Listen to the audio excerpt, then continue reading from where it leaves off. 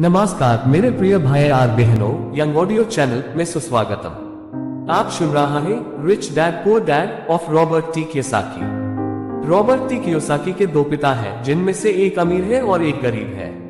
अब आप सोचेंगे दो पिता कैसे?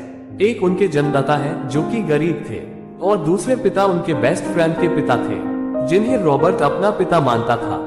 एक पिता जो गरीब है, बहुत ही ज्यादा पढ़े लिखे हैं, और उनके दूसरे पिता जो अमीर है, उन्होंने अपने स्कूल की पढ़ाई भी पूरी नहीं की है।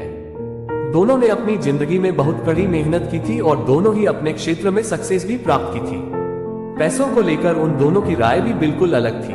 अब इसे हम कुछ पॉइंट्स की मदद से समझते हैं। एक, सोच। रॉबर्ट कियोसाकी के पहले पिता का मानना था कि वह कोई वस्तु खरीद नहीं सकते, जबकि दूसरे पिता इस बात से चिढ़ते थे।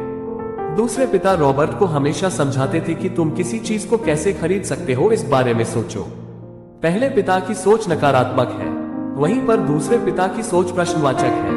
नकारात्मक सोच बात को वहीं पर खत्म कर देता है, जबकि प्रश्नवाचक सोच हमें सोचने पर मजबूर कर देता है कि हम कैसे किसी वस्तु को हासिल कर सकते हैं। जब कोई व्यक्ति अपने दिमाग में यह सोच लेता है कि वह किसी वस्तु को नहीं खरीद सकता, तो उसका दिमाग भी काम करना बंद कर देता है। परंतु जब कोई व्यक्ति अपने दिमाग से प्रश्न करता है, तो उसका दिमाग काम करना शुरू करता है। दिमाग प्रश्नों के उत्तर ढूंढने लगता है।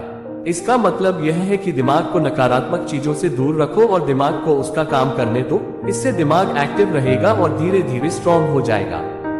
2, जोखिम। रॉबर्ट के पहले पिता का मानना था कि आपको जोखिम नहीं उठाना चाहिए। आप अच्छे से पढ़ाई करो, अच्छे मार्क्स लेकर आओ तथा सेफ और सिक्योर जॉब करो। वहीं दूसरी तरफ रॉबर्ट के दूसरे पिता सिखाते थे कि जोखिम को कैसे मैनेज किया जा सकता। पढ़ाई करो और अपने पैसे को काम पर लगाओ। 3, संपत्ति और दायित्व में अंतर का पता होना। हमें अपनी संपत्ति और अपने दायित्व का पूरा ज्ञान होना चाहिए। संपत्ति से धन में वृद्धि होती है, दायित्व से धन या पैसों में कमी आती है। यदि आप अमीर बनना चाहते हैं तो आप संपत्ति खरीदे, जैसे जमीन, बॉन्ड, शेयर, इन्वेस्टमेंट, और यदि आप गरीब ही रहना चाहते हैं तो आप दायित्व खरीदे, जैसे लोन पर लिया गया फर्नीचर, गाड़ी, लग्जरी प्रोडक्ट्स खरीदें। अब आप दायित्व को देखकर कंफ्यूज मत होना। आप फर्नीचर या गाड़ी खरीदते हैं तो उससे आपको किसी भी तरह का इनकम नहीं होगी। 4, सबसे पहले खुद को पेमेंट करना।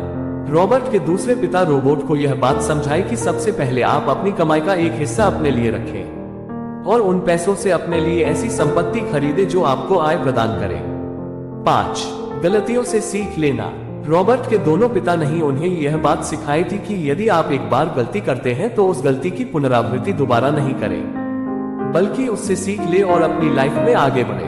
6, पैसे के लिए काम। रॉबर्ट के अमीर पिता का मानना था कि हमें पैसों के लिए काम नहीं करना चाहिए, मतलब पैसों के पीछे नहीं भागना चाहिए, बल्कि पैसों को हमारे लिए काम करवाना चाहिए। वहीं पर रॉबर्ट की दूसरी पिता रॉबर्ट को पैसे कमाने के लिए दबाव डालते थे। 7, मौके की पहचान करना।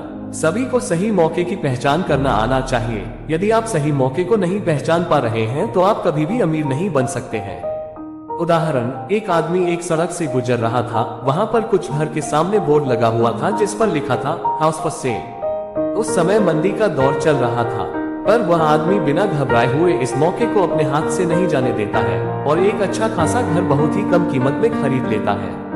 कुछ दिनों के बाद मंदी का दौर खत्म हुआ, अब उस घर को दुगनी कीमत पर बेचता है। 8, पैसे को सहेजने की समझ का होना।